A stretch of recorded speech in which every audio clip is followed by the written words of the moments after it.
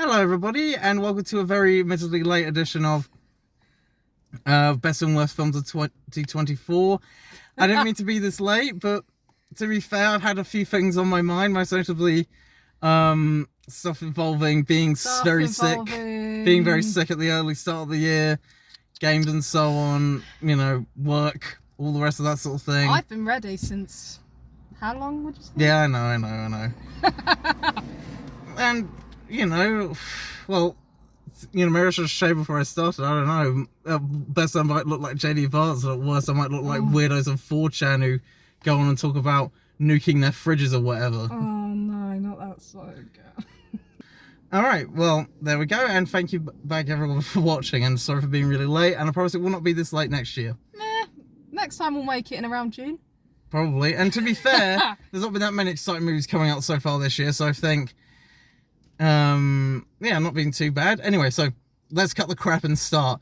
We're going to start with the worst, you know, the lovely stuff there, and... I think our lists are quite different, actually, aren't they, you'd say? Yeah, of course they are, just being teased. We're going to start with number 5, and you've got your offering, and to be fair, at least a good chunk of these we've both seen, so we can both comment on like some of these previous years. Let's go. Right, so basically, this is mainly more because of a disappointing type of thing, because it's how it ended the trilogy for me.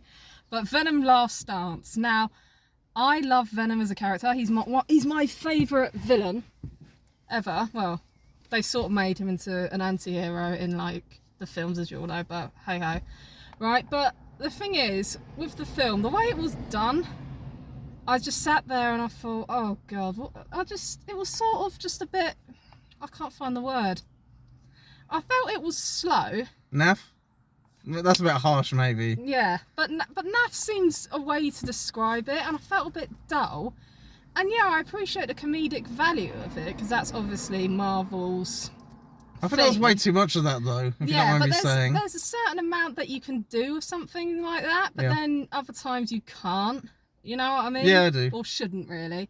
And I sat there and I was like, God, this is my favourite villain, and this film is so disappointing. Then the ending was meant to be like a proper emotional ending and be like, oh, okay, so we're done with this now.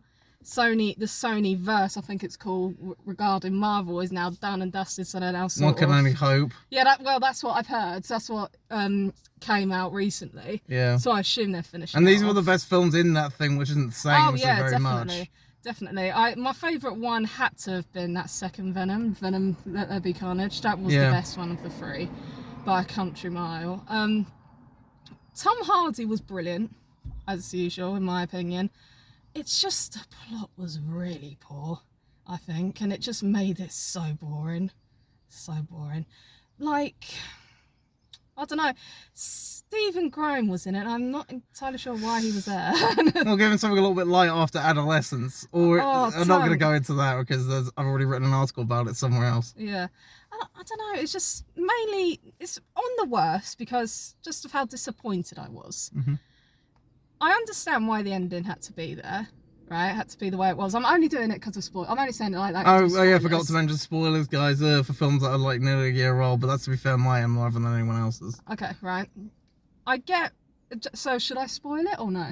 I just said. Okay, fine. Right, so basically Venom the symbiote dies. Okay, apparently. But they show, the villain's meant to be like, I'm going to get his name wrong now, the King in Black, and they show him like once Well, he wasn't even the bad guy, it was just his henchman. Allegedly, it was like he sent down the henchman to go and get him, yeah, okay, fine. And then, it's just, what's the point in him even being shown? I can't fathom it. So, to summarise, it's just so disappointing, mainly because I read the comic of the King in Black, and he's this powerful, powerful guy, and they had the opportunity even to use him, and they didn't. Yeah. And I don't get why. I don't know. My contention is, I thought it was okay, but it's definitely the worst out of the three, and there is a sort of feeling of, fuck it, let's get it over with. Especially because like, there's not really any scope, like for the final film, it doesn't feel that there's any scope for this sort of thing. Like you would expect it to be, especially with the big bad. I mean, it's sort of, if in like, I don't know why I'm thinking of this, you know, just because I think the comparison is at like Phantasm, and the bad guy isn't the tall man, it's all the little ring wraith sort of henchmen that he has. To be fair, Phantasm is a much better movie anyway. But Yeah, I didn't dislike it, but I just felt there wasn't much scope and it was too much cringe comedy and a lot of like there was a lot of elements that weren't explored. Like Risa Farn's like family stuff was only in it for like 10 minutes and that was it. But to be fair, I still liked it enough, and I'm glad it's sort of like a definitive final, stop for this series, which I kind of like when everything's like open-ended for a sequel. I know there's an after-credits scene, but like in general, it does seem like this part is over, done and dusted, which I like that. It's a bit of a rarity these days. But the thing is, right, when it comes to cringe comedy and stuff in like the previous 2 Venom films, I find it peculiar. They hit the nail on the head with the amount, but then it goes haywire here. And then I know I shouldn't really compare the two, but because it's a different kettle of fish of the series go ahead, here, but it's still Marvel. But then if you look at something like Thor: Love and Thunder, that goes over the top as well, but it's even worse. That's why it makes it such an atrocious film, and I have such a passionate hate for it. I nearly, oh god, it was just horrible. I'm never ever speaking about that film ever again. I can't believe I even brought it up now, but I'm just trying to produce a comparison. I'm just saying, that's all. I still don't get why people like that movie. I can't fathom why. It's just there's not many, and yeah, I don't really have much more to say on this beyond just like the lack of and it should have been a lot better than it was, and I think we should just probably leave it at that unless you have anything else to say. I'm just saying it was so disappointing, and they had so much to work with. I feel like they wasted a really good third film. So my number 5, speaking of Sony's failed Spider-Verse, is the most lolcow film of 2024, and that is Madam Web, which is one of these films for me which is so bad it's good. We watched it literally last year in Braintree, and we were the only ones in there, and all I could think of was we could just be as noisy and loud as we want. And to be fair, I didn't hate it as much as a lot of other people did. We talked for it, actually. I've never thought I'd talk for a film in the cinema. Well, to be fair, it's that bad, and there's just a lot of things to hate. I mean, I don't remember it very well, but I just do remember how bad it was. Like Dakota Johnson can't fucking act, and I know full well that she didn't care about this project at all, but she's just a bit of a beautiful looking Nepo baby, but that's about as exciting as it gets. She was outshone by 3 younger actresses. Yeah, to be fair, Sydney Sweeney used this to her advantage, and I can't really blame her. Oh, don't. That is just, that is so butters. And it's just, again, it's just like the fact they said it in 2003, and they would have do like, remember all these films being bad in 2003, sort of, or maybe, okay, not like that, but the fact they've gotten crap for their other films being 20 years out of date, and then they decide to lean on that, and they don't even lean on that. Like, it just looks like one of those bad films from 20 years ago. I often got Catwoman flashbacks, which is not a good thing, because that's, for me, probably the worst superhero film ever made.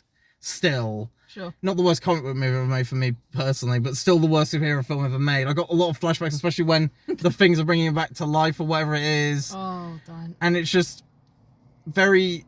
it's just very bad, and clearly so bad it's good at points. And to be fair, I think there was at least some effort put into it, which I can't say for some of these other films that are coming up on my worst of list, but it's not a film I'd recommend unless you really want to have a blast and so on, watching some really terrible films.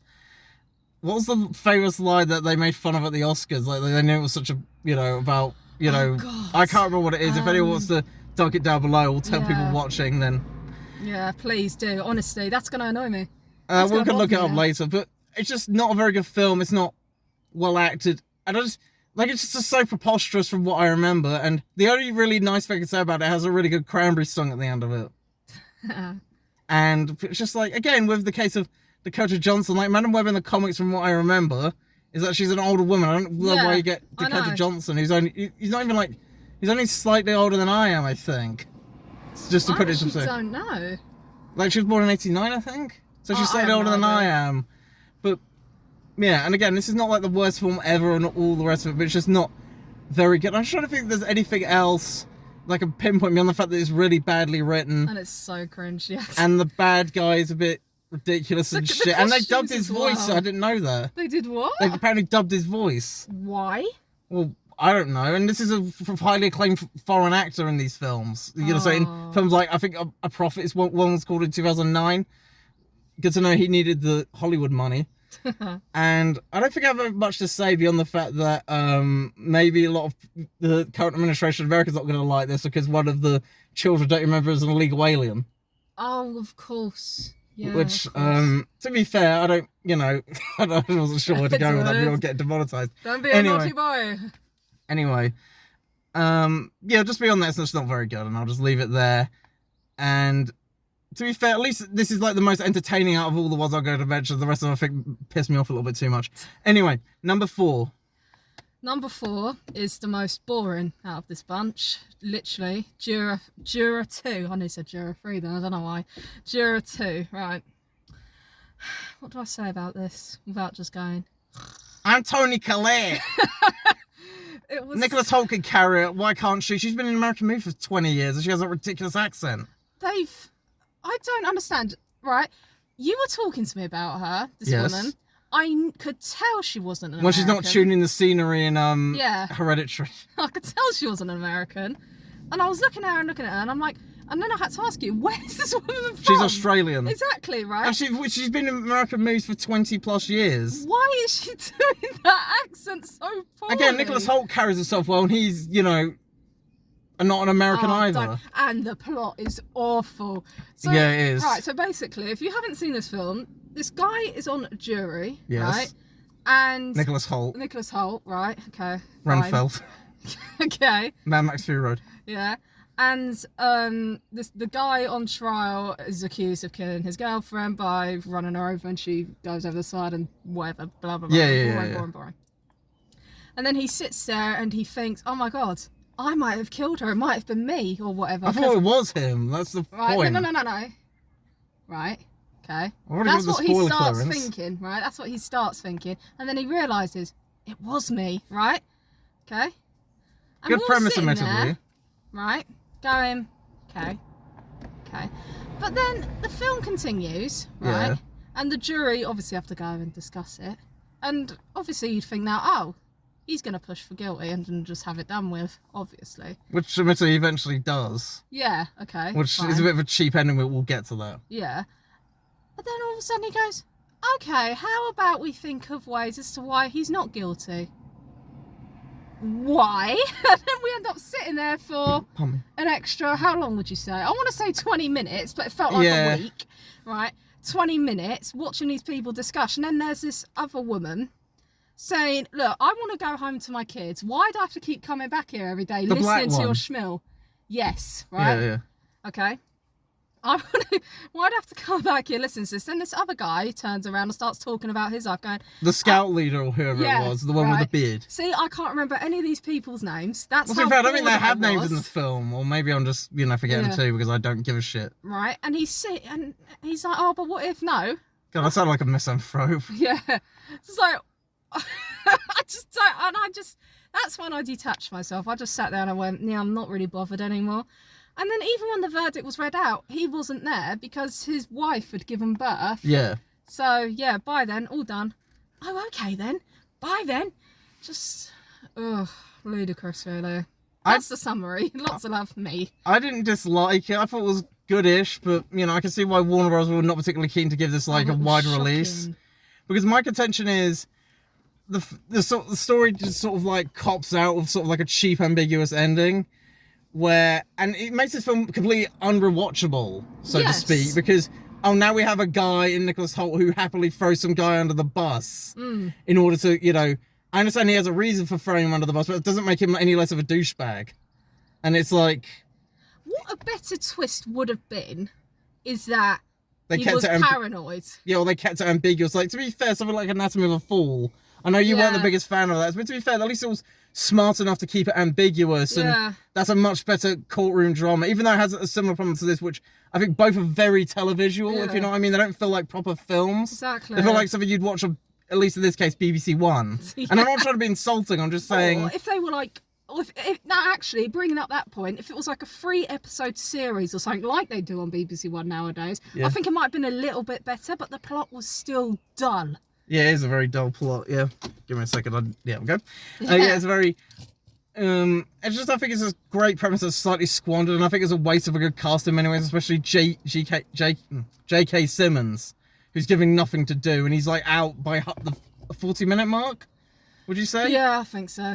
And it's just a bit of a shame. There was a lot going for this film, but I just think it didn't quite execute it very well. And there's a lot of bad writing issues. And again, I just think the ending's a bit of a cheap cop-out. And I would just rather it be left ambiguous, like something like Anatomy of a Fall, or have a bit more of a definite ending. Because if it's like, yeah, he's going to get away with it, at least that's anger-inducing, I suppose, or something. And there's a lot of good ideas that never get explored. That's where he gets arrested at the end, anyway. Well, that's the implication, yes. Yeah. But I just think that's just a cop-out ending, and my contention is it's just a bit of a disappointing sort of like, and it's probably Clint Eastwood's last film that he directs, and admittedly I haven't seen many of his directed films. I saw the one about the Paris, 1517 to Paris, which I wasn't huge on. I thought the ending redeemed it quite a bit, even though it was his excuse to go on holiday in Europe. Yeah. And with a lot of really bad acting, by the way. And Gran Torino, which I wasn't huge on, mainly because it's, again, like another TV movie. Yeah. And the acting from, like, the kid in Gran Torino is pretty bad. But to be fair, at least this doesn't have a problem with bad acting, sans the dumb accent from Toni Collette. But even though she's not bad in the film. But it's just, like, such a film that goes nowhere and says nothing. Yeah, it's and it's just boring. Can I just say, if there's any, is it Insomniac, the word? Yeah. Insomniacs right out there, just put this film on. You'll be asleep in 20 minutes. Yeah, the film I've got coming up shortly is one I'd recommend that too. But again, this isn't like a terrible film for me, but I just think it's a great premise, badly executed. Well, okay, badly executed, a bit strong, but like there's things that could have been, done, and I was very disappointed. I thought this was, and it's a bit of a waste of rental money. Spent on this. Can't believe we did that. Well, because I thought, this film's been given a kicking by its distributor. I want to, give money to good films, and in other cases I don't do that, which I'm a bit naughty for. But anyway, but like this is just a bit of a disappointing film, especially because it's his last film. It's just like a bit of a dud note to end it on. Again, I don't think it's bad, but great premise, not particularly well executed, waste of a good cast, and just again, just cheats the audience out of an ending. Yeah. Just watch Anatomy of a Fall instead, which again is very televisual as well, I think, but it's smart enough to leave it ambiguous so you think, could she have done it or not? To be fair, that's a film that's, well written and intelligent, which this is not. And, that's not to say I dislike it, but I just think, Clint Eastwood presumably has directed great movies. He certainly acted in them. And probably just need to see those instead. Okay, so my number 4 is Reagan. Or as it should be called, Neocon Boomer the movie. Can't imagine what that was like. Fucking boring.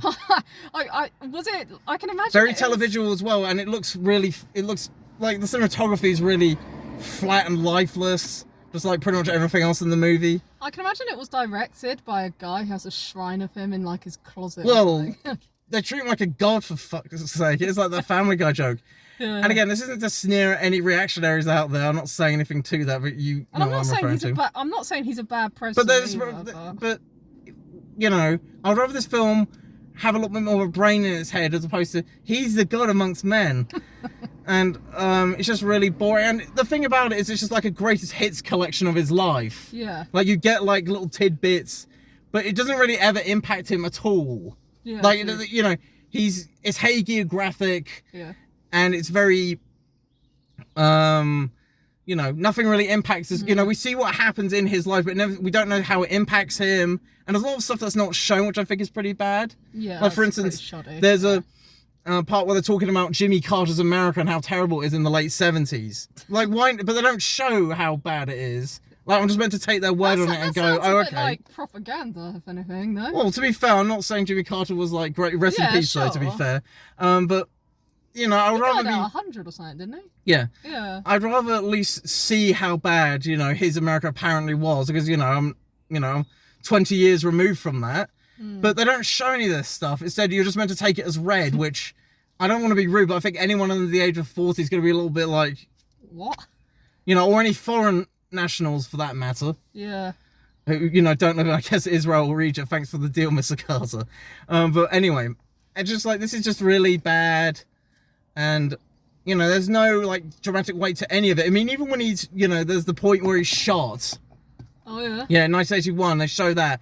It's like, that's just, like, glossed over and all the rest of it. And, like, I was watching some other guy called In Frame Out, who admittedly is far to the left of me, at the same time, he made the point about Iran-Contras only like briefly mentioned, which to give this film some credit, it's mentioned slightly more than that. But again, there's no dramatic weight to it or anything like that. You know, we don't understand how it affects him or his involvement or whatever, because the film's not interested in any of that. Yeah. Because it might have to start being a little bit more critical of its subject matter. Like, say we were about the John Adams TV show that we watched. Oh, yeah. But at least, you know, you saw how things affected Yeah, sure. Adams. The way things rolled. And also, it's, you know, much better put together than this. Yeah, I can imagine. As well, even though it's a TV, you know, ironically, it's a TV show, for God's sake. It feels more cinematic than this. Just like what I said with Juror too. I think some things should just be stuck to TV shows. Like... Well, yeah, and, you know, to be fair, it's just like, you're... Like, with this, it's like, why is it a film? You could better illustrate... I can guarantee you could better illustrate his life, you know, Ronald Reagan's life in a book. You know, you could probably get a better, clearer imagination of that. As opposed to this, where it's just like, he's the greatest ever, and all the rest of it. And it's just like, you know, technically it's not particularly... Like, the fact that in the start of the film, the title credits, like, blend into the background so they're hard to read. Oh... And that's the worst. And it's shot like it's in a framing thing where the film is narrated by John Voight's like Russian guy, and it's all about how, you know, Reagan brought down the Soviet Empire, and, you know, essentially the implication is we need to fight those evil Ruskies again. It's like, okay, film. Like, and I'm not against this sort of thing, but, you know, all I can say is just, you know, go and watch better films of this sort. There are better films, you know. My attitude with this sort of stuff is like, since the turn of this decade, there seems to be a lot more, you know, right-wing art, so to speak. And, like, the problem they're having, you see this with, like, what the Daily Wire's been coming out with. Admittedly, I've not watched it. I've just watched clips on the internet and then maybe want a bath. But, I don't watch anything like that, so... It's just that they put the politics first before making a good... point. Yeah, I mean, they should take suggestions from people who are not necessarily reactionaries, for goodness sake. Like, Roy Chubby Brown, for instance, is a, you know, great English comedian who's quite a left-winger, but... Hearing one of his sets is a great reactionary set because he focuses on being funny first, not just, you know, being edgy. Or, like, The Kinks' Living on a Thin Line is a great song. Again, reactionary song. But, you know, musically it's very good. Yeah, sure. And also, well, I don't know why I say but in there, because I'm not against the lyrics. But also, you have, what film was it? Like, Sound of Freedom last year I quite liked. Hopefully that's not going to age poorly given, you know, the lawsuits against the person it was based on, but never mind. But... At least that was a film first, and then like, there's subliminal messaging. But at least, to be fair, it focuses on being a good film first. Yeah, sure. As opposed to this, where it's like... Again, it's not a terrible... Well, actually, it is a terrible film. Yeah. Fuck me. And the last bit of the film is like his funeral. I didn't see the whole... Like, I just stopped after a bit. Yeah. And it's just like... I finished the film, don't worry. It's like footage of his funeral, like fucking... Again, I'm not saying... You know, they shouldn't, I just don't know, just very hagiographic and so on. John Voight's very terrible Russian accent. Like, what's not to love? And is there anything else to say? Oh yeah, some of the acting's a bit off. Like, the Margaret Thatcher person they're getting looks nothing like Margaret Thatcher. She's only in it for like 10 seconds. Good God. And again, there's better, again, if you want to, is there anything else to mention? Oh yeah, one thing I forgot to mention is that... That sounded so defeated. Is there anything else to mention? Well, that's the kind of film it is. And there's a last little bit where they play, there's one bit where they do have like some critical stuff over Land of Confusion by Genesis for some reason. What? Which is, admittedly, it's something I like, even though it's very dated. I'm thinking of American Psycho jokes now, I have to refrain. Demonetized. About, In Too Deep being, I can't remember what Patrick Bateman says in that. Anyway. But again, there are better films, and there's a lot of great actors who are wasted. Like Dennis Quaid is actually quite good, but he's just wasted. And it's just, you know, some other good actors who are wasted as well. And if the right want to make good culture, then, you know, put the culture first and then be subversive. That's just my humble little opinion, but, you know. And if you want a better film like this, then just go watch Tetris instead, I'd say. Oh, yeah, because that's an actual great film, actual great anti-communist art. I love Tetris. That was a bomb film. Oh. And I think that's all I have to say on that. And, you know, number 3, Mila? Number 3 we've already discussed intensely, so I think we're just going to do a little skim over is Madam Web, because I thought, yeah, just basically the same thing, same points we brought up earlier. Like, how on earth could three... I'm not saying, like, they're probably trash actors in any other film that they ever do. Sydney Sweeney, you mean, and the other two girls? Right. To be fair, they're better than Dakota Johnson. Yeah, but in any sort of sense, how could three younger... I assume they're less experienced, but I don't know. Right? I don't know. I don't watch their work. Right. I see Sydney Sweeney online on X, but I don't think for her acting. I don't go looking, by the way. I'm not like that. Anyway. Same age as me, for goodness sake. Don't look at me. I don't know. Anyway. Dakota Johnson's apparently been doing acting for ages, so how can these girls 50 Shades of Grey, high class. I'll just ask Jamie Dornan. Outshine someone that's been in the acting world for... So I don't understand, right? I don't understand this premise. I'm trying to scrap at points here because I've already talked about it at length. So that's basically my number 3. So we can go to Edward. So if that's all right. Sorry. My number 3, you mean? Yeah, you're number 3 because we've literally discussed Madam Web. That's fine. That's fine. Such length. Number 3 for me is Netflix's faux pas, as you might say it. Well, to be fair, given this film is, I think, funded by French companies, might say, but you know which one I mean. Yeah. Amelia Perez. I don't know why I did it in that stupid accent, but never mind. Before we continue, right, I'm not going to participate too much in this discussion. We can save it for when you get to a certain slot. Yeah, I think we'll do that, actually. Okay, because mine... No, you can do it. No, I think I want to save our angry bit for that. You sure? Yes. Okay, right. Okay, so what's your number 2 in the meantime, then? This could be like quite controversial because I've seen online that loads of people really like this movie. Which film is this? The Substance. Oh well, yeah. To be fair, you know that might be controversial, but you know it's our opinions. It's fine. To quote Clint Eastwood, you know everyone's got opinions like arseholes and everyone has one. I just can't. I sat there. And Prince Charles. Like, yeah. Save Prince Charles, by the way. I'll put a link to that petition in the description. Like the first 20 minutes were okay. And then I was watching it and I thought, oh God, it's going to be one of those things, isn't it? Where she's not going to do it correctly. So basically, to summarise, how can I summarise this properly? Where I can get it right in my The obvious head? cautionary tale is obvious. Yeah, basically. She doesn't use the younger body correctly because she neglects the older body. Yeah. Right? So it keeps going wrong and wrong and wrong and wrong and it gets worse and worse and worse. So before you know it, she looks like the bad guy from the Hunchback from 300. Yeah, basically. And I'm just sitting there like... And then all of a sudden she has to host this New Year's Eve thing and then she blows up into like organs and blood and stuff. Yeah, and it's just fucking a bit... It just becomes trashy. And the fact people like that, I can't quite fathom it, to be quite frank with you. It actually makes my brain cells hurt as to why that's any good. And what makes it even weirder to me is that people in that cinema screening seem to really enjoy it. Well, to be fair, I think I know why those sort of people, and I don't mean to say that in a negative way, like horror heads or people who are interested, like they like that because it's like. Was it meant to be a horror? Yeah, of course, it's body horror. Oh, I don't know. Anyway, but because they like the sort of films it riffs on, to be fair, they probably like that as well. Like, I get why people of those stripes like it. Yeah. And again, I'm not meaning that as a negative. I'm into those sort of films as well. I'm not complaining. Yeah. But the thing that makes me interested is the fact that a lot of critics like this. But I think the reason is, and maybe I'm sounding like a snob. Yeah. The reason they like it a lot is because, you know, they like a lot of the films that it takes, it's cues from. But will never dare admit to liking those films in their sort of circles because it makes them look a bit lowbrow, a little bit crass, and all the rest of it. So they're overcompensating by liking this, sort of like, you know, a lot of Tarantino's like work, it must be said.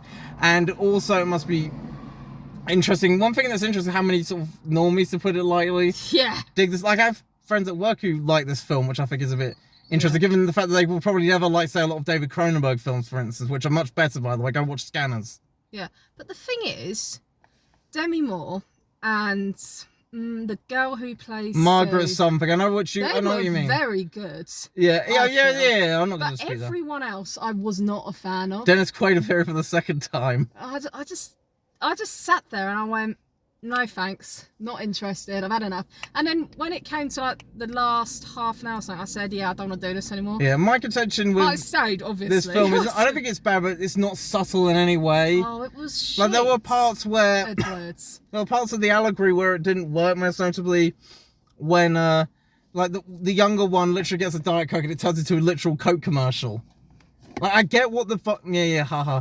I get what the point is, but you know, there's a thing called having a cake and eating it too. Which, to be fair, they eat a lot of other food in that film. Oh god, don't start. And it's just not subtle. I mean, to prove how unsubtle it is, if that's the right word, the bad guy is called Harvey. Like, gee, I wonder if that's a reference to. It's like if they made a British equivalent and the bad guy was called Jimmy. Or James. Gee, I wonder if that's a reference to. I have no idea. Yeah. But, give him a cigar as well. Yeah. But the thing about it as well is that there's a bunch of plot points that aren't really explored. Like, again, with this bad guy who's like, oh, you need to be on schedule for this time. And, like, this is a major conflict that goes away in 10 seconds. Yeah, I know. Which is a bit strange. Like, what's the point? And I'd just rather, you know, the film is just not subtle in any way. And to be fair, a lot of people may like that, but I just would rather have a bit more substance with my style, please. Ba-boom. And one thing I do find hilarious is that all the same sort of outlets that were screaming moral panics about torture porn 20 years ago. Yeah. Oh, Saw and Hostel, they're coming to, you know, all the rest of it. It just, like those films, you know, are now giving this 5 stars, even though this is far more graphic than either, at least the original Saw and Hostel. And I would, you know, this is the hill I'm dying on. People are going to hate me for this. Yeah. I would say Saw and Hostel are better written films than this. Like, objectively better written films. I'm not never saying seen either, so Saw is great, Hostel not so much, but I still like it fine. It shows Eli Roth genuinely has talent. And, you know, I like 2 of his films, that and Thanksgiving. I'm not seeing the rest of them. But I just like a bit more substance with my style, and this was all style. I don't want to say no substance, but, you know, I want a little bit more of a thinking movie than just simply a bloody one. Have no substance. I wouldn't go that far. Well, the final thing I'll say about it is that Mark Kermode, who Mitzi also likes him, but to be fair, he's into that sort of thing, so what do you expect? I mean, I'm not saying it's a bad thing. Yeah. He noted about a Serbian film that the problem with a Serbian film is that the allegory that's there gets lost in all the blood and guts, pretty much. Which I think this is far more, you know, a failing of the substance than it is. Because to be fair, Serbian film is something a little bit more intelligent, like, even though, again, not subtle at all. Yeah. But at least to be fair, it was using its gore and violence to be somewhat subversive and be like a critique of that sort of style of filmmaking, which this one just, you know, wallows in. You know, I think there's a difference between, you know, grimacing at horror and sort of laughing at roadkill. And this, I think, went too far in the latter direction. But again, I didn't dislike the substance, even though all the Oscar nods are a bit interesting. Maybe it's because it has, you know, Me Too sort of nudges in there. Like, again, Harvey the villain, which I mentioned half the Academy probably could have stopped because they probably knew, but I digress. Indeed. And I've said all I need to say, to be honest. Okay, so yeah. My number 2 is The Strangers Chapter 1 or Part 1, whatever the fuck it is. Like, again, I don't like the fact that I have so many horror films on this fucking list. Oh, okay, it's only 2, but that's still like, you know, 40% of it. Oh, don't. And this is just a very bad remake, because that's what it is, of a otherwise sort of mediocre horror film. Which, to be fair to the original, had a sort of had that sort of 9/11, post 9/11 sort of edge and cynicism about it, which made a lot, for me, naughty cinema quite interesting. Naughty cinema, that's a new one. Yeah. Whereas this is has none of that, and it's just like the original was at least shot like a proper horror film, whereas this is not. It's piss green, it's like slightly blue, and then the end of the film it's shot like The Evil Dead. Whereas, you know, which is not appropriate for the kind of film that they're making. And again, I don't think this is the worst film ever, but it's a bad remake, essentially, of a film that's otherwise not particularly that great. And there's only one scene that I thought that was quite well done, I think, where the couple involved mistake like ketchup with blood or something like that when they're eating some food.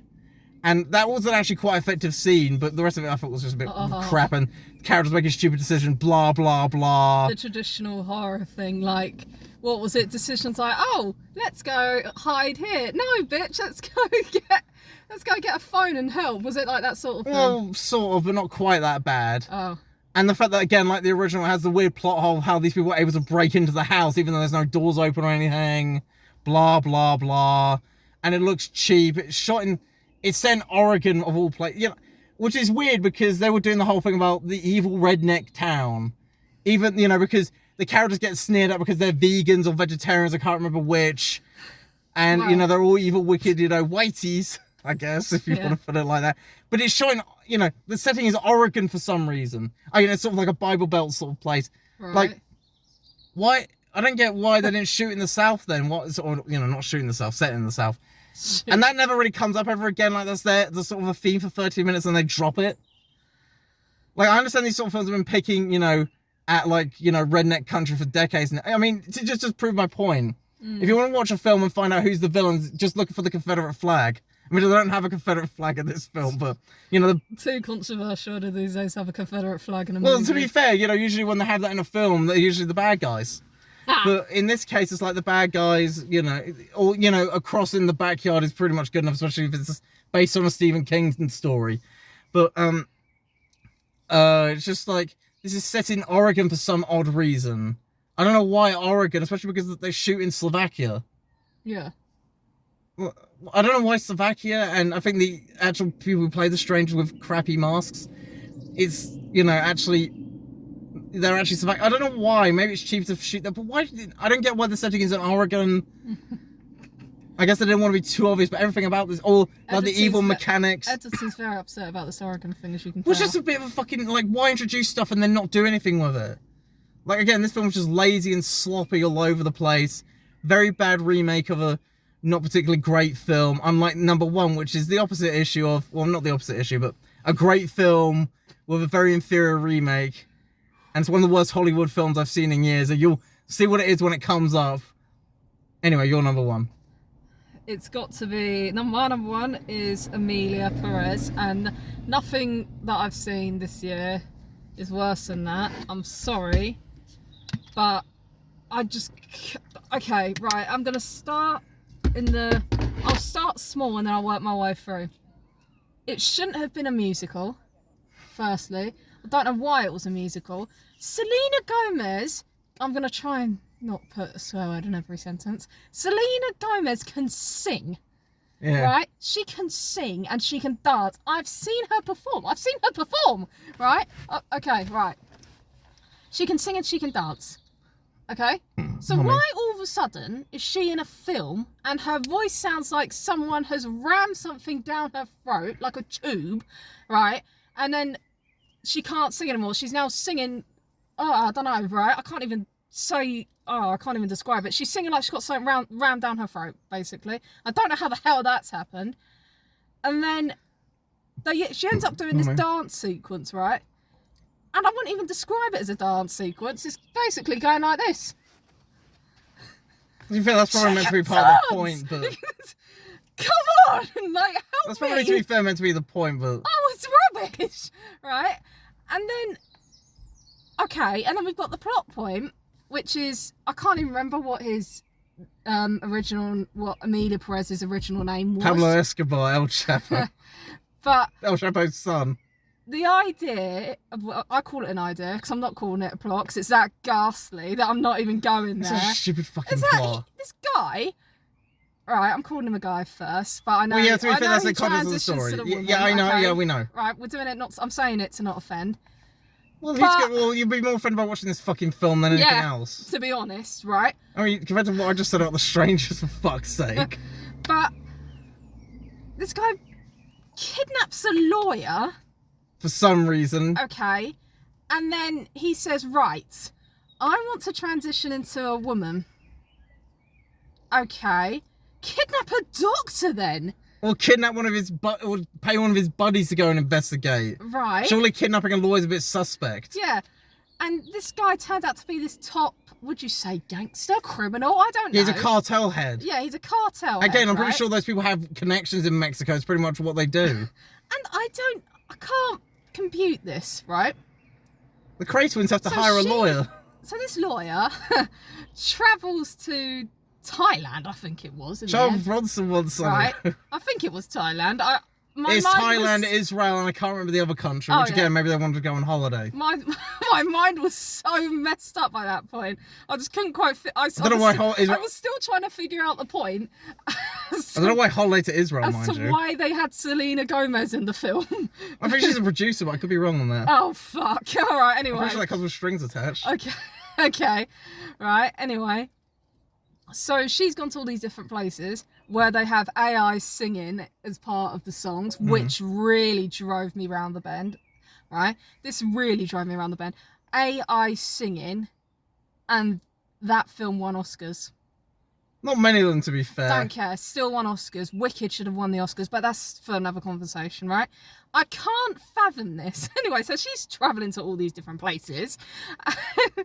And I don't even want to talk about the meme, because we've all seen the meme of, like, everyone takes Mick out the thing saying, do you want it transition? Oh, yeah. Right? We've all seen it. It's ridiculous, okay? And the producers talk about this AI singing so proudly. Why? It's terrible. It is Sing terrible. live. I don't even get why it's... Ariana Grande and Cynthia sang live in Wicked. Yeah. I'm emphasising this a lot. Cynthia did the stunts in during Defying Gravity, all while singing live. And there's evidence on the internet to prove it. And it's not staged. It's all been... we can all see it. Yeah, I know. I don't know who you're trying to preach to exactly. I'm preaching to people who need to listen. I just can't fathom You're gonna listen to me! Obscure Killing Joke reference. Oh, don't. Anyway, so they carry on with all this nonsense, and then the procedure's done, and the cartel member's now Emilia Perez. Yeah. Fabulous. And then I'm like, turn, and I go, the film's now over, can we turn it off? And No, it's it been said they half go an to hour. London. Yeah. This cartel member follows Zoe Saldana's lawyer to London for some fucking reason. Oh, because this person had a change of heart. Actually, they want to bring the fact. Then why bother though? I don't get it. All of a sudden, Emilia Perez and Zoe Saldana, who's a much better actress than this film would imply. Yeah, right. As a lawyer, now wants to go around saving won the Oscar Mexico. for the wrong movie. Yeah. Now wants to go around saving Mexico. Yeah, because of crimes that this person's cartel committed. All the while. So no, fucking listen, stupid. this is where it gets really good. Emilia is pretending to be like the sister of this cartel guy, right? What was it? What was she pretending to be? She was pretending to be someone to get close to the kids. Oh, she was like some... Yeah. She was a sister or aunt, I can't remember. Yeah. Well, they're playing Alpine Racer 2, which I'd rather play instead. Selena When I didn't have go for the 90s. And Selena Them better was looking plots. Selena was looking at her like this. What? What's going on here? And the ending was just ridiculous because This heroic cartel member. then she realises who Emilia used to be, right? Yeah. And then she's like, oh my god, I didn't know them. Before you know it, they die. Right? To be fair, I thought the only musical numbers that work were the ones near the end because I thought they were quite tense and they sort of fitted the mood of the film. The rest of them They don't. didn't. Well, I thought they did. I thought they were Like they crap. were reserved and Sorry. tender, which I thought fitted the tone of what they were trying to No. go for. Not necessarily saying the film succeeded, but never mind. No, sorry. Thought it was dire. I thought they put in a pop star, right? Whether that could genuinely sing, that is actually talented and can dance, right? And She's not somehow, Dolores O'Riordan. well, okay, fine, but whatever. And all of a sudden can't sing anymore and couldn't dance for poof, whatever. I don't know what went wrong there. And they thought, I don't know what were they thinking. What did they do? Sit around a pitching table? Oh, hello there. I know what's popular now. Rubbish singing, rubbish dancing, rubbish this, rubbish that. Let's chuck in a rubbish Isn't that what Britain's plotline. Got Talent's for? Yeah, basically. Right? With KSI. I can't. I don't want to talk about this film anymore. Okay, I want to give my 2 cents. Or 2 pennies. Anyway, but I didn't dislike this film as much, but I still thought it was very bad.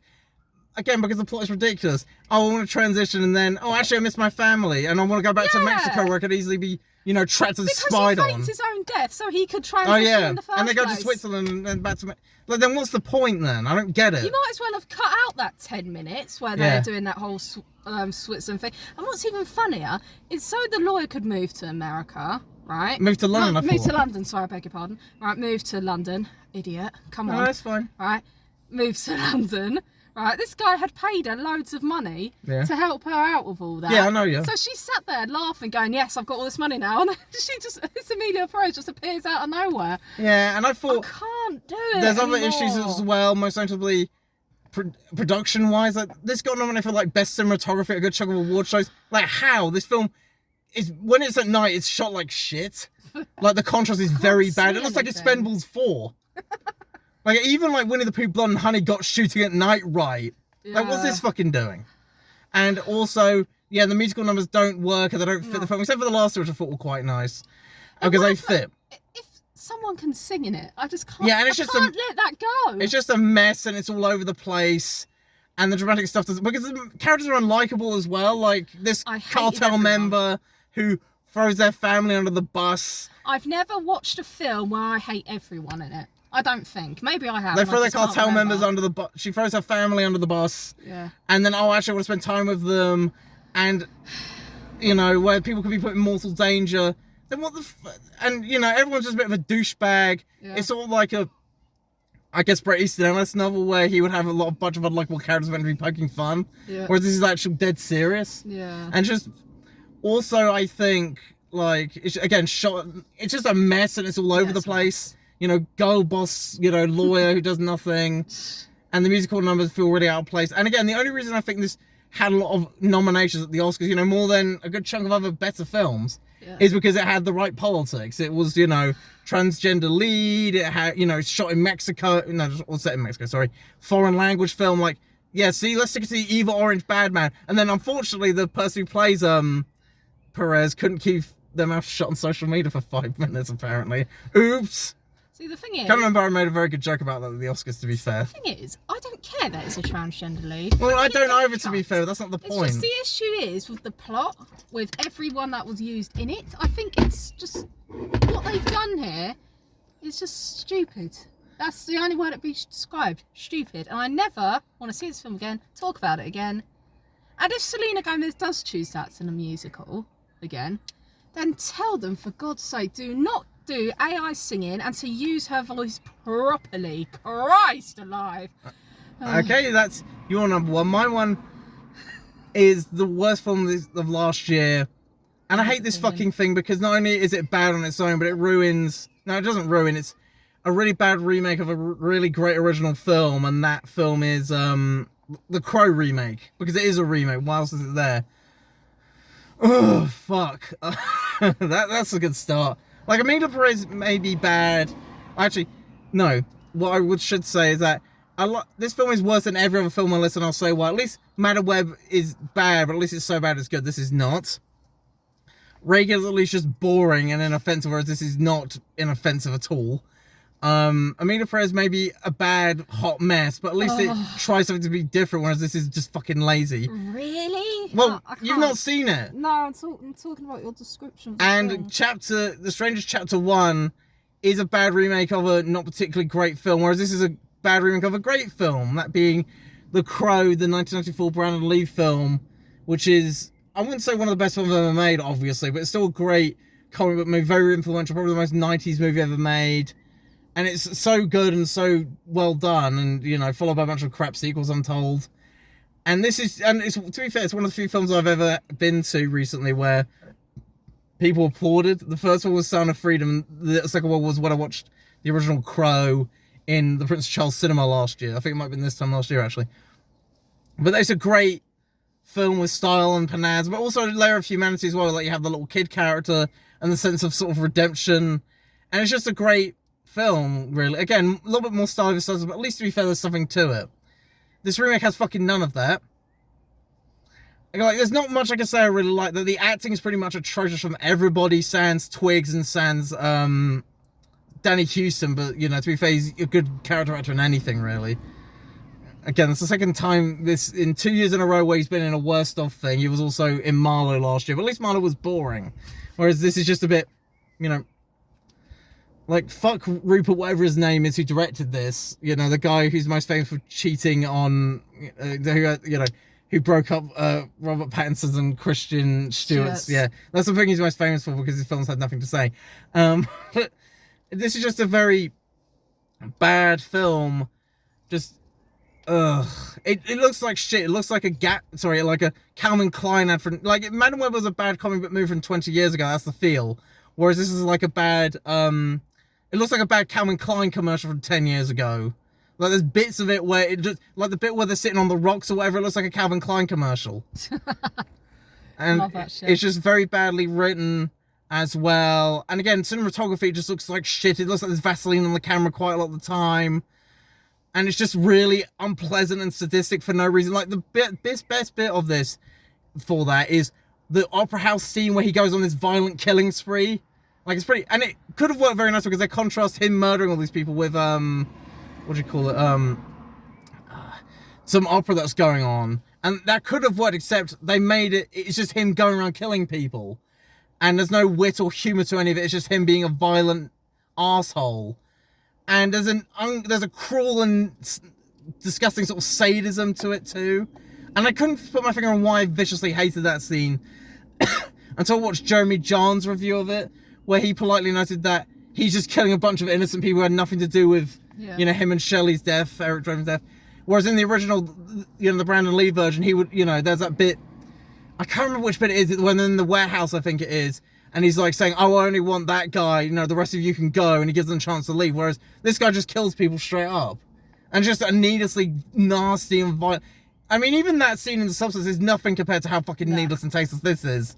And it ends with him having a head in his hand, throwing it in the... And it's just like, fuck this dude. And, the soundtrack is all over the place. Sounds like a power thing, doesn't it, really? Well, yeah, but it's just fucking... Ugh. I'm not excusing it, just and probably again, what the music in it is terrible. The local neighbours. The music in it is terrible. Pretty terrible music. Where, the original at least had songs that fitted the films it was in. Yeah. Whereas this doesn't, like, for instance, when these two break up the asylum, which again, badly protected asylum, it must be said, of course. Not like Arkham, I assume. Well, they leave and it's, they play Joy Division's Disorder. And there's no reason for them to be playing Joy Division's Disorder. It adds nothing to the scene. It just feels like a lot of the soundtrack picks were, the director and the crew looking through their Spotify playlist about gothic songs they could play, and this just happened to be there. Yeah. And it just fits nothing, and it's just needlessly cynically and violent, and it's very badly written, and it's just grim and gross. And I'm just trying to think if there's anything else, like I said, that I really hate this thing for. It's just really lazy and sloppy, and it's just, it overcomplicates the mythology of the Crow as well. Like, he's not technically invincible now, and he has to really believe in the love or something in order to save... It's just like, reinventing the wheel. Like, you have it better set up in the original film where it's just shown through flashbacks. Oh, my God. Sorry, again, I don't mean to be so angry. This film pisses me off a little bit too much. Yeah. It's one of the worst Hollywood films in years. Like, and, it's worse than... Like, it's one of the worst, like, majorly released films in Hollywood for, like, several years, and I'm glad everyone gave it a bit of a kicking. I also didn't see this in the cinema, but thankfully I watched it for free on Means I Shall Not Reveal. But at the same time, it's like, I've watched to pay the original instead. Like, just go and watch the original. It's a much better movie. And again, it's not a masterpiece, but in terms of, like, comic movies, it does stand head and shoulders above a good chunk of others. And this is just really badly done, written and directed. I'm not sure if there's really much else to say about it, just beyond the fact that it's just needlessly violent and sadistic, and, it sets up for a sequel at the end, which is a bit crap, and, the last fight is really lame. And again, it takes it way too long to get into costume. And there's that scene at the beginning with the horse that, it's from the original graphic novel, so okay, therefore that must be based, even though it does nothing. It's just, this is a very sloppy, badly written, put together film that's ugly and garish. No imagination, no fucking effort whatsoever. 1 star. And the only reason I don't give it lower than, like, 2 out of 10 is, to be fair, it's somewhat well made, even though not heavily well made. And again, there's no human element to it. I think that's the last thing I will say, because the original had the little kid character trying to redevelop her relationship with the mother, or that relationship between Draven and Shelley, whereas this takes it, says, fuck that, let's be violent, and like they were smoking something and then just say violent on a bit of paper. That was the script. Like, there's no humanity to it at all, and it's just like, it's just needless. It is like the Hobbesian thing about life being solitary, poor, brutish, nasty, and short. Again, Darren Aronofsky might have been involved. I have no idea.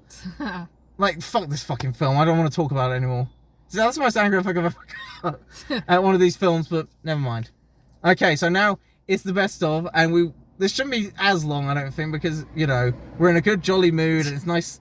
I would say summer day, but, the weather could change. Greta Thunberg might be right, and all the rest of it. You took my dreams. Have you seen Adolescence? That's a funny meme online. Have you seen Adolescence Pirate Pile? Yeah, you don't get that one. I've not seen Full Metal Jacket either, but it's a good bit. Anyway, so what's I'll get through some honourable mentions. Do you have any? No, I don't. Okay, I'll get through some honourable mentions on my end very quickly, because we've already discussed them on the worst of, mainly. So my honourable mentions are The Substance, which I thought wasn't particularly good enough, even though a lot of people, said it was. And, there's things I like about that. Like, I like the acting, I like the concept, but again, all style, no substance. Juror 2, which again, good concept and was nearly executed right, but needed a much better script, not one that felt like it felt in its first draft. And finally, Sonic 3, which I genuinely liked, saw it in Cambridge, had a good time with it. Very emotional, actually, better than I was expecting in terms of that. And Keanu Reeves is a great Shadow, actually. That's a very inspired choice of casting. It's set in London, and it is funny, and it's very energetic and well. And, you know, Sonic movies are showing one thing, like, there's no excuse to make crap video games anymore when you have stuff like, which is generally good. Not a masterpiece, but I quite liked it, and I had a good time driving all the way to Cambridge listening to Sonic Hedgehog music and the Kings. Picture book. Anyway. Alright, so, best of. Alright, okay. Rebel Moon Part 2 Stargiver. This is apparently Not Stargazer. This is apparently a controversial one as well, because I think not many people like this one compared to the first one. Now, I get why. Okay, because I saw Part 1. But with this one, I liked the action was done brilliantly. The plot was executed really well. When, like, the one-on-one fight scene between... See, I forgot all the characters' names, which is really poor, because my memory can be quite dire sometimes. The last couple of fight, like, when they get onto the ship, and it's that one-on-one fight scene, I think that was done really, really well. And I was on the edge of my seat the entire time. I just really thoroughly enjoyed it.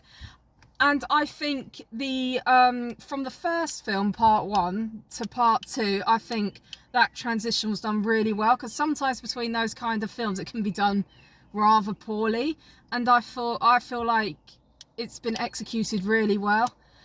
So yeah, I don't know, and we got a lot more backstory of all the characters, and I felt strong sympathy, like, and empathy with a lot of these characters, unlike what I would usually do, like, in some films. And yeah, I just think it was done very, very, very well. So, and I'm still waiting on when the next part's going to be released. I'm not very happy that... Release the Snyder Cut. Yeah, I don't know. See, the thing is, I can't remember a lot of names, and I'll tell you why. Because I saw it once, like, because I was waiting for him, like in February or something, and we're now in April, and I've been meaning to watch it again, and I keep forgetting, because I really, really liked it. I really wanted to watch it again. So, I don't know, but it's a really good film. That's why it's at number 5. The only improvement that I would make is that be a bit more plot rather than just action all the time. But I did love the action, don't get me wrong, but a bit more plot would be great. That's all I would say. However, there was lots and lots of plot in Part 1, I suppose, so that was sort of like a counteract, I guess. But I don't know, that's just my opinion. Okay, and my number 5, I'm going to skim over it because we're going to be talking about this film later, was Wicked Part 1, I guess. It's called Part 1, or is it just Wicked? I don't know, one of the two. It's Wicked Part 1. Okay, just because, like, the sequel doesn't have Part 2 in it, it's called something else now? It's or something stupid? It's Wicked... 2 Electric Boogaloo. No, it's... Oh, I can't remember. I actually can't now. But let's just move ahead to number 4 on your end, then. Oh, it's got to be Scoop. Scoop at number 4. Scoop... Right, which I for a second I thought I hadn't pronounced that, is it's about the Prince Andrew interview. It's got Billie Piper in it, and I'm going to pronounce her name wrong now. Keely Halls of Gillian Anderson. That's the one, right. And God, it's done well. Who plays Andrew? I know Michael Sheen does one of those films, like there's 2 films about... I can't.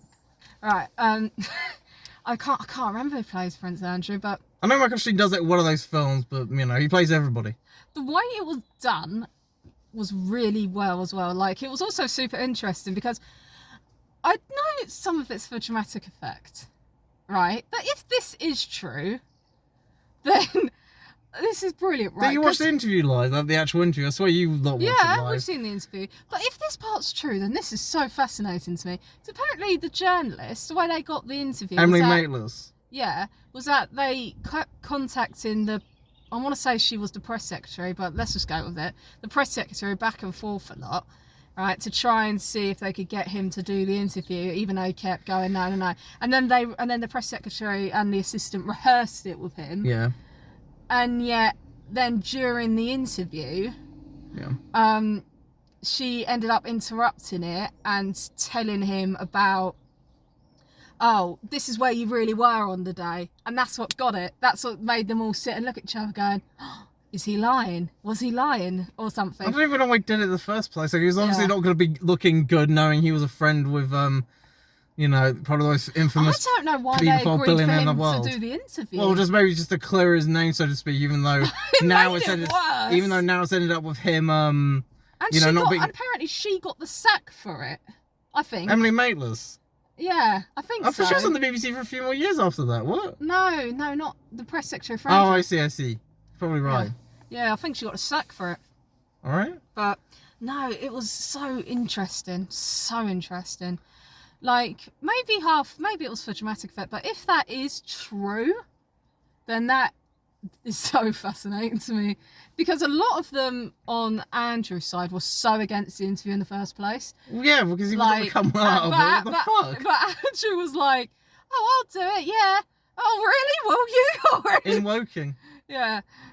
No, I'll do it. Pizza Express. No, I thought it was Perez. I suppose Pizza Express. I don't know.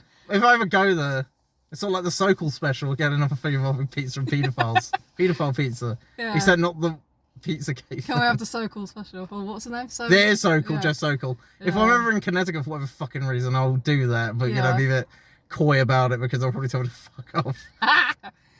Oh, so that's basically what I have to say. Billie Piper was great though. The way she put on her sunglasses in the film, just had the phone in her hand.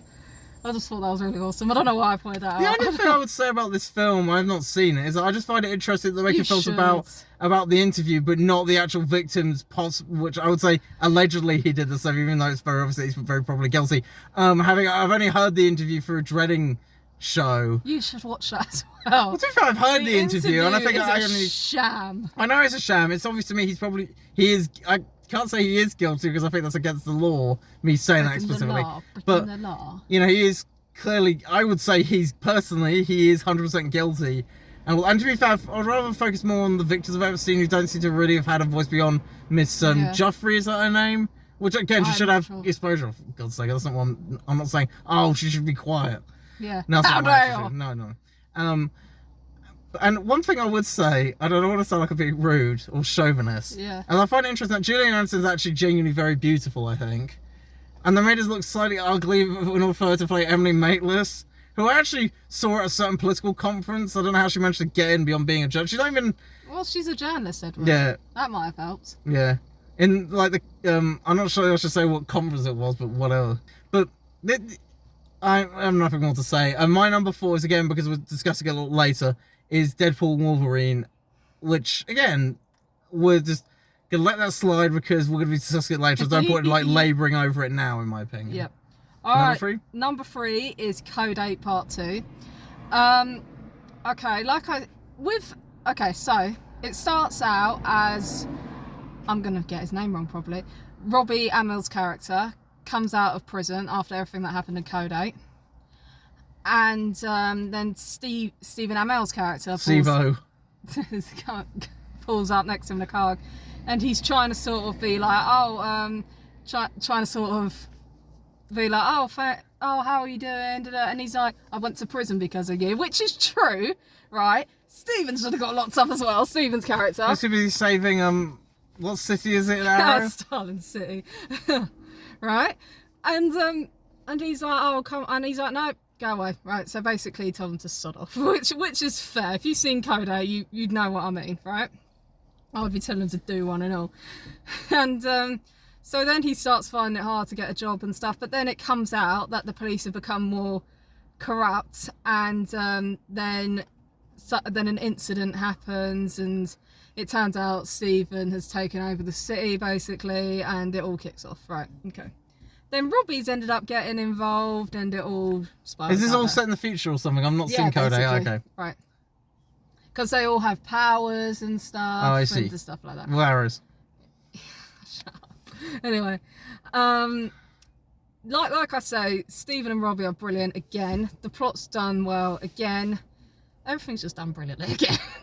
To be honest, anything with Stephen in it I'd watch, because I think he's so brilliant. I love him. And so you met him much. at Comic-Con. Yeah, Another Comic-Con drop reference. Oh my god, my voice went high again. I went, hello. It was so bad. I do that when I'm nervous. I can't help myself. To be fair, I do that when I'm nervous sometimes as well. I mean, I met... And he looked at me like, what the fuck? Like, hello. No, but like, just so cool. Like, yeah, I don't know. It was just a genuinely good film. Like I said, this was one of the films that I also watched. Here's the thing. I watched Rebel Moon first, then on the same day I watched Code 8 Part 2. You have a lot of time in your hands. It was the morning where I was by myself and I had my dog I'm not complaining. And Ruby, for once, my dog, was asleep, and I thought, I'm not going to move her because she's quiet, like a newborn baby. Well, she's a newborn baby. Yeah. Even though she's 9. So I thought, you know what, we'll just watch some films together. She was perfectly happy, and she didn't Did move. she watch it? Of course she did. She loves it. Anyway. Yeah, everything was done really well. And then that end scene where Stephen ended up in prison, even though I thought he was going to die. Well, unlike Arrow. Yes, unlike Arrow, Edward, even though he... Right. I don't know what the other guy starred in, so to be fair. He was in The Flash and... No, I'm talking about the... Oh, Robbie Amell. Yeah. Yeah, he was in The Flash. Oh, I see. Yeah. Are they brothers starring this together out of curiosity? Because I... See, I don't know. I think they're brothers. I do hope they're brothers. Otherwise that'd be good. Yeah, I think they're brothers. Yeah, we'll go for brothers, see what happens. Right, and then we'll get in the comments, no, they're cousins, no. Well, to be fair, at least we're not international television that we think Essex is a continent or whatever. Yeah. Dumb shits on some of these shows admit to. Yeah. I don't know how to tell the time. Well, okay, then get back to fucking school then. Like, I don't know. Though it's a great film. Everything's done very well, and I just really enjoyed it. And it's, I don't know. And I hated the villain, like really hated him. You know when you hate a villain? Yeah. Right, and you just want to punch him in the face. I don't know why, I just hated him. I just wanted to go. Well, he's responsible for getting the guy in prison, I'm guessing. No, he's just a corrupt guy. Oh, I see. Corrupt guy. So, as you were, your number 3. My number 3 is Better Man, the Robbie Williams biopic, which I thought was actually a lot better than I was expecting. I went to see this at Everyman. I mean, shame it flopped, but you know. Oh, we want original films. Why is no one doing... Well, do you go and watch original films? Well, a lot of these people actually don't. So, there's your answer. Anyway, I'm not saying, to be fair, everyone does that. But a lot of these people do that, where they, you know, don't go and watch original films and they start whinging about why there's none out there. You know? But anyway, this film, or they just go and watch... Oh, we're going to hate this, like, 9th entry in a series that's woke or whatever, and moan about it on YouTube, which is kind of like what I'm doing in a way. But to be fair, I'm going to say all this slop. Like, give me a break. Anyway, I'm not going to go see the new Snow White, for goodness sake. Oh, don't. You know, 414s, they take the mick out of that a lot in their recent videos. Like, they say, rather... Oh, what was the most recent one? They say they rather do... would you rather miss a penalty, Ronaldo, or go and have tickets to see the new Snow White? And he missed the penalty as the joke. I see. Anyway, but this was actually quite a good biopic about, you know, a guy whose music is quite big in Britain, not so much in America, which is why I didn't do one in America, I'm guessing, the film. Yeah. And it's quite inspiring, quite unique, beyond the fact that he's a chimp, and I'm wondering, why is it like that? It doesn't really add anything much to the movie. And I figured, because it made you go and see it, arsehole. Well, there we go. I'm the arsehole, by the way, in question, who's trying to figure, oh, well, that's a weird question. But it's surprisingly raw, admittedly. Like, there's, you know, I'm not sure how many of the other things would admit to half the shit that it admits to, most notably the drug taking. I think because everyone knew that that's what he did. Well, yeah, but some of these things sanitize it a little bit, like the Bohemian Rhapsody one, I think probably sanitized it quite a bit. Really? Well, yeah, because there's apparently stories about Freddie Mercury doing drugs and stuff like that, and Didn't they hint that he did it, though? Well, they hinted. And that's about as far as you can get. Whereas this admits to, you know, drugs, and the fact that he was a bit of an arsehole to his first wife, I think, in Nicola Appleton, the All Saints woman. I mentioned they're all women in All Saints. You know, the only woman in the Cranberries. No, I don't know. And, you know, some of the stuff it admits to. It's quite an interesting thing about him fighting, especially the bit in Nebworth, which I thought was quite an interesting bit, where it's him fighting, you know, the monkeys, being a bit like, you know, there is worse sort of, like, the worst sort of enemy you can face is yourself, that sort of thing. I think they did that quite well. The musical numbers were actually quite good, even, you know, it's weird in the fact that it has all this really heavy stuff going on, but, you know, it has all these light, and to be fair, I think they balance the tone quite well, unlike a film that's coming up, which to be fair, I liked as well. And I thought it was quite an interesting thing. Like, the only thing I would say that works against, like, the Angel sequence is actually quite a good bit as well, where it's his grandmother dying, who's slowly dying of, like, some specific disease, I can't remember which, and, you know, it's quite an inspired biopic, I think, and also, there's only one thing I'd say that doesn't wholly work, which is whether the father figure is meant to be an asshole or not. Because it implies for like 90% of the film, the father's an asshole who abandoned his children. Wow. But at the end, essentially, oh, he's not that bad, but it's apparent from what I've heard, the father's suffering from very serious illness, so it'd probably be very bad taste. Yeah. To air that. But yeah, I quite like the film. Again, it's not a masterpiece by any means, but I quite enjoyed it, and it's an inspired biopic with a lot of great stuff in it. And shame it flopped, but, you know, again, people moan about, there's no original films anymore, and then they won't go and see them. Well, that's on them, I guess. And, yeah, there's not really much else to say beyond the fact that, yeah, just I think it worked quite nicely and quite well. And, yeah, that's all I really have to say anyway. You're number 2, I think it is. Might turn the light on, actually. Okay. Nah, I think we're good. This is how I'm going to open it, okay? Ready?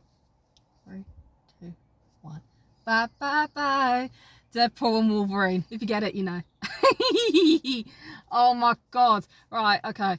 I feel like I've been waiting for this film for about, I don't know. When did the second Deadpool come out? 2018. Right, so since around 2018. Let's just put it that way. I just thought, oh god, it's just... And let's just say for me, it didn't disappoint. I'd love the sequence where he dug him up, when he dug up the dead Logan, and then the TVA. Matthew McFadden, is that the one you mean? Well, yeah. The actor, the British guy. And then the TVA came, and he started throwing his bones at him and at them all, and dancing. And then he was like, "I am Marvel Jesus." I love that. It's so great. No, but like, oh, I'm so glad they're in the MCU now. I think that's it's just what's needed. It is. And he was all like, "Oh, they're gonna make Hugh Jackman do this till he's 90." I hope they fucking don't. No, and then... Like The Simpsons, it never ends. Oh, it's just so... Being renewed until 2029, I think I've read that. What, The Simpsons, really? Like, Julia Kavanaugh's voice not good enough a reason to pull the plug. Oh, I don't know, cut it. Right, anyway... Exactly, for fuck's sake, 40 years nearly. Anyway, like, so the thing is, it's just so funny, it's so jokes. Like, I only found out recently, I know she's controversial right now, and I'm annoyed at her as well.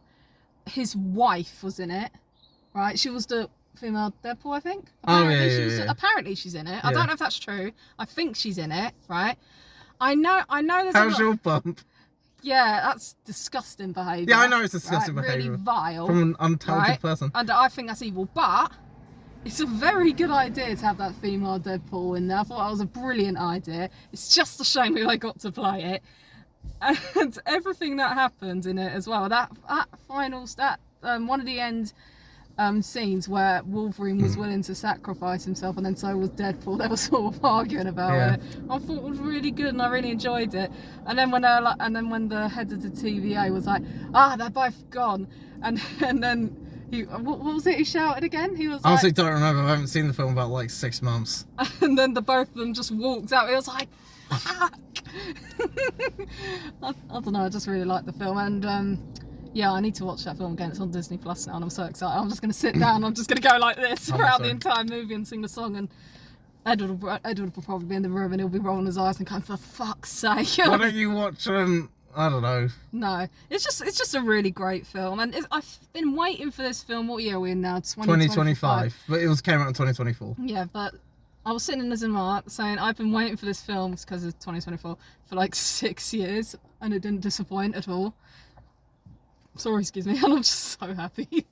Anyway, yeah, Karen. And I quite liked it as well. Again, it was my number 4, and I quite liked it. Don't know why it's so low, anyway. Because the rest of the films are better than that, anyway.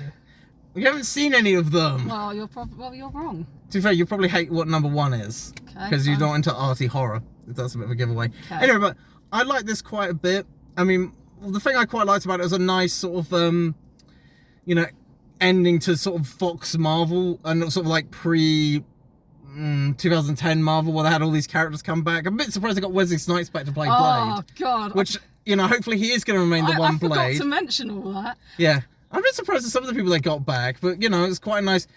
And again, I'm surprised they got Wesley Snipes back. Gambit was very good. Which is good they got Wesley Snipes back, by the way, because he's the only Blade who should be remain the only Blade at this point. Again, if they're making PG-13 Blade, then what's the fucking point? It seems they've cancelled the Blade movie, which because of would Wesley be Snipes threat to kill people, I guess. But he's half dead. To be fair, it's a great thing, and I quite enjoyed it. It's a lot of like, and to be fair, it does something more interesting with the multiverse for the first time in like 10 years. Oh, about that sort of thing. It's quite, especially like the end credits where it's like where it's played over Green Day's Time of Your Life, Good Riddance, and they have that nice like sort of homage to all that sort of, you know, naughty Marvel Chris movies. Evans was really good as well as the Human Torch.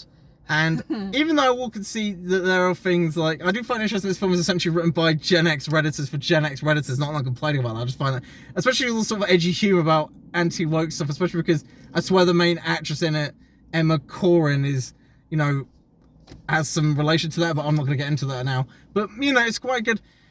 It's very funny, and it has a nice, I think it's a much better ending for Logan, the character, than Logan itself, because I thought that film was just a bit mid. I still love Logan. Logan's a great like that movie. got the first comic book movie to get nominated for Best Adapted Screenplay, like not The Dark Knight, not Dark Knight's also great. The Dark Knight, much better. Yeah, Heath Ledger was such a great Joker. Which deservedly won the Oscar, by the way.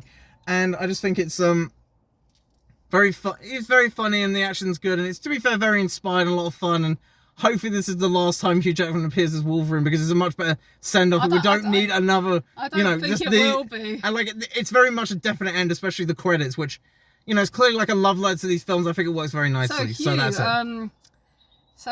Hugh Jackman. So which one are you appearing in? Avengers Doomsday or Avengers Secret Wars? Who knows? Or are you appearing in both? Because people have like fan casted Doomsday or Secret Wars or something, and I can't remember which one they've said for this, but they were like, oh, we want Tobey Maguire and Andrew Garfield. They've already had one fucking go.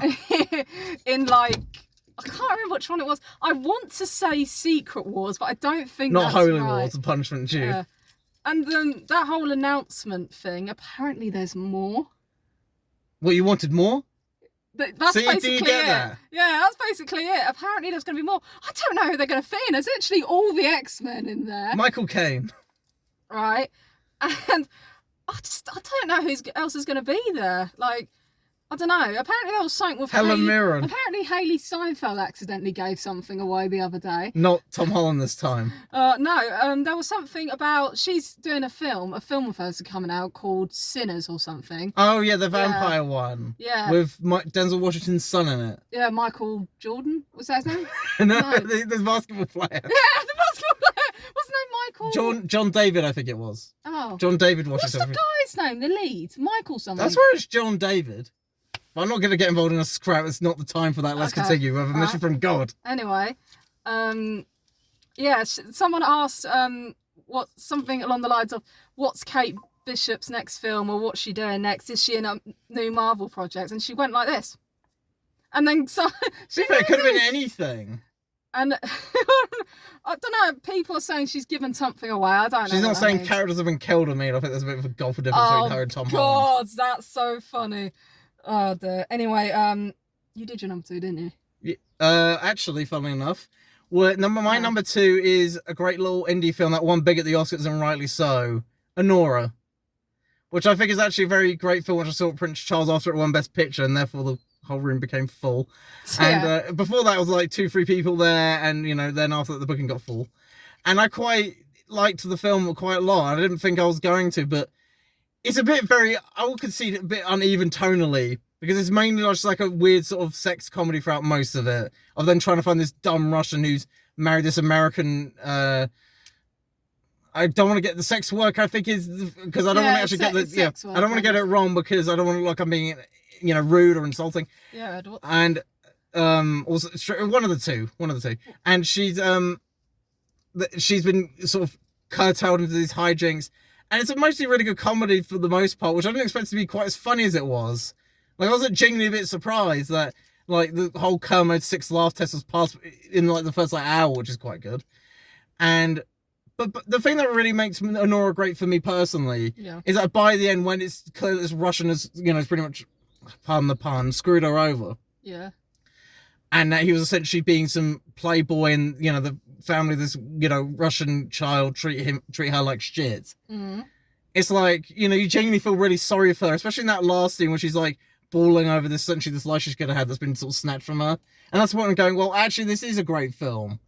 Like, before that, I wasn't really sure. Like, I liked it, but I wasn't sure how much of it. Mikey Madsen carries it very well. I'm not necessarily sure she deserved the Oscar, but it was nice to see, oh, look, we can actually say, oh, someone might have deserved it more because it's a good performance for once. How nice, how niche, how novel. And it is a very fun, and to be fair, dramatically at the end, it works very nicely. And it is a great testament to indie filmmaking. I'm glad, it swept those awards quite heavily. There's a lot of, it's just, a very fun sort of ode to sort of like this sort of fairy tale romance that goes wrong, and also to sex workers as well. That's not insulting or patronizing.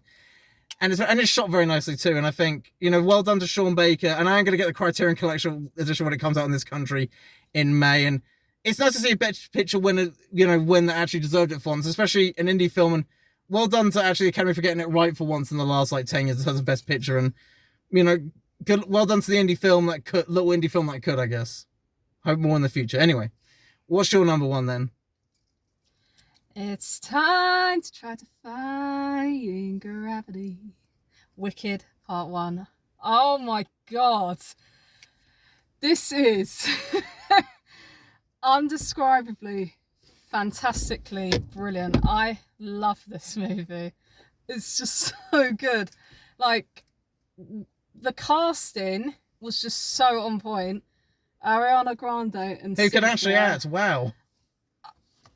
I just can't. Then again, to be thinking about it, she has been in Nickelodeon shows for 15 years. Yeah, she was an actress for years, right? So I wasn't worried about the acting, right? She was worried about the singing, which I was shocked at. Really? Yeah, she said she got Piers Brosnan. She said she got extra operatic lessons because she was worried about her singing. Yeah. And I just sat there and I thought, you know what? Fair play to you.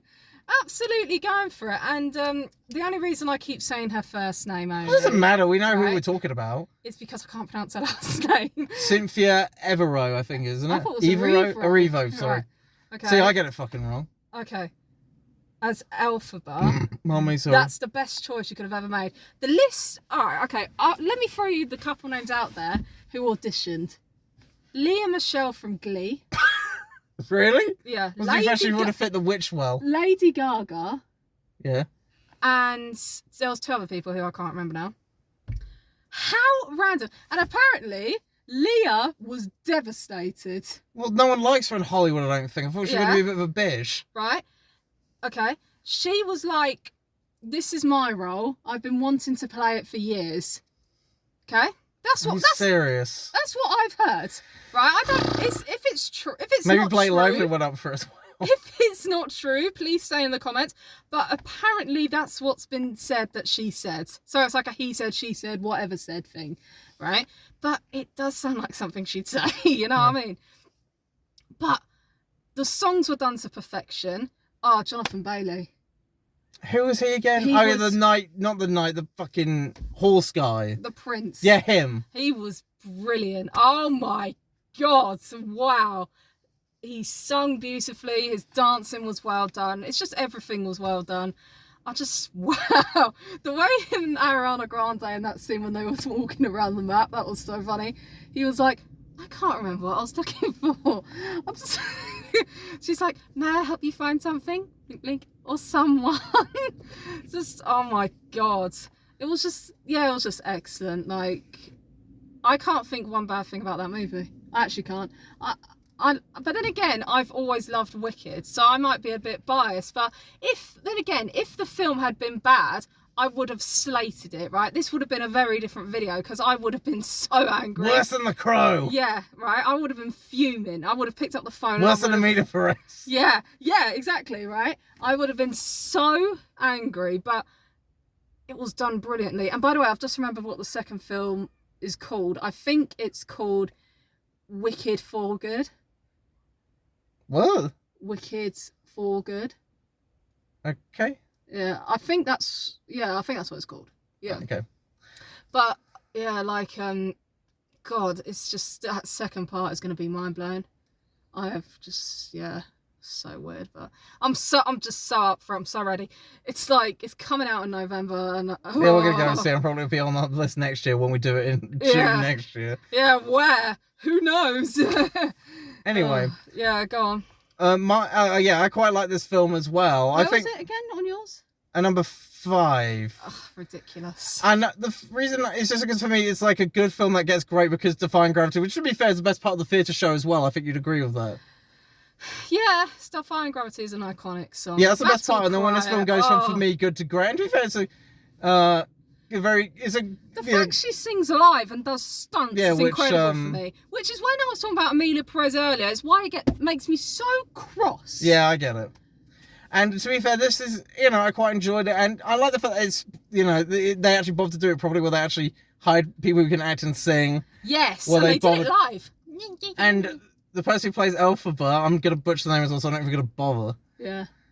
And to be fair, that's an issue I have with quite a lot of people, for goodness sake, where I was at some conference last year, I was trying to pronounce some Belgian politician's name, and I couldn't do it. Yeah. Life nor toffee. It's just, but this is a very good musical, especially in the end bit, which I think was, and she should have probably, the fact that it was her and Mikey Madsen, both of those performances are really good. Madsen probably deserved it slightly more, only slightly more. And, Madsen, by the way, on that thing, just quickly has a great taste in Criterions as well, because I saw her thing. I like 5 Easy Pieces too, what can I say? But, this is a very excellent musical, especially the end. And it's interesting to see what the second part's like. And I like the fact that Jeff Goldblum keeps getting work. Oh my God. Who's, what I'm really looking for, what scene I'm really looking forward to that they're going to perfect, right? It's going to, I don't know if you remember in the musical, it's obviously going to be in the second part. And the fact that they both had practical sets as well, which is quite nice. Yeah, that scene where Elphaba comes out of nowhere and it's her, the good witch, obviously. Yeah. And then Fiera comes out of nowhere, right? Yeah. And there's like, oh, leave Elphaba alone, da, da, da. And they'll start arguing. Then the guards, want to take Elphaba away or something. And then Fiera gets in the way and Glenda's like, she was never gonna hurt me. And then before you know it, the prince gets dragged away. I'm so excited to see that scene. I'm curious, isn't the second half just really like the Wizard of Oz story anyway? No, how dare you? I mean, or, to be fair, this is not like the equivalent of Rowan. I don't know who's going to play Dorothy, do you? I don't know if I've heard To be fair, this is the equivalent of Wizard of Oz to what Rosencrantz and Guildenstern are dead are to Hamlet, I guess. Yeah. And also, I quite like the sets. And also, it's very interesting to have that guy who was in Mastermind that we watched a couple of weeks ago as well. But that's neither here nor there. And my number 1 film of last year is a slightly out there. It was Anora until I saw this film a couple of weeks ago. And I think it's absolutely excellent and one of the best horror films in recent years. And that is Longlegs with Nick Cage. It's probably one of his best roles in recent years, where his sort of dramatic acting, should have put it, really works for the disgusting, sadistic killer. It's just a really good film. Really quite effective horror film. It's very arty. It's sort of very David Lynch in the way it sort of uses sound to its advantage. Especially that really creepy scene, which is probably the best horror movie scene of last year, where a family are killed with an axe. And it's quite an effective scene. It doesn't show very much, but the way the sound works is excellent. And it's just a film that is brimming with dread, and it's just such a great arty horror film. Very, again, set in Oregon again. I don't know what the fuck is up with that. Cheap. And it's just very well written and acted, and it's just, again, it just builds up the tone quite nicely. A lot of creepy scenes. And the thing about it as well is that, the way it's shot too. The only thing I could say that's slightly negative is that the twist is, parts of the twist are slightly obvious. The fact that spoilers, the main detective kind of has a link to the killer because she's the only one, she's sort of psychic and she kind of knows things about it. It's like, yeah, well, clearly you have some connection there. It's a bit obvious. But other than that, I think it's a really excellent horror film, really creepy. And yeah, one of the best horror films of the last few years. Nicolas Cage is very good in it. It's not a film for the squeamish, and I could say there's a lot of people who get probably bored by it. But I think for my money, it's the best film last year, a really great arty horror film. And it's on Amazon Prime now in the UK. Go and watch it, like, you know, now. And that's the list. And the thing I'll say is that for next year, we will not be anywhere near as long, and we'll try and be a bit more on time. And the final thing I'll say is, to do that, I'll be trying to find a screening of Black Bag over the next couple of weeks, because I like Kate Blanchett and Michael Fassbender, and it looks like quite a good film. So, have a good year, everybody. See you next year.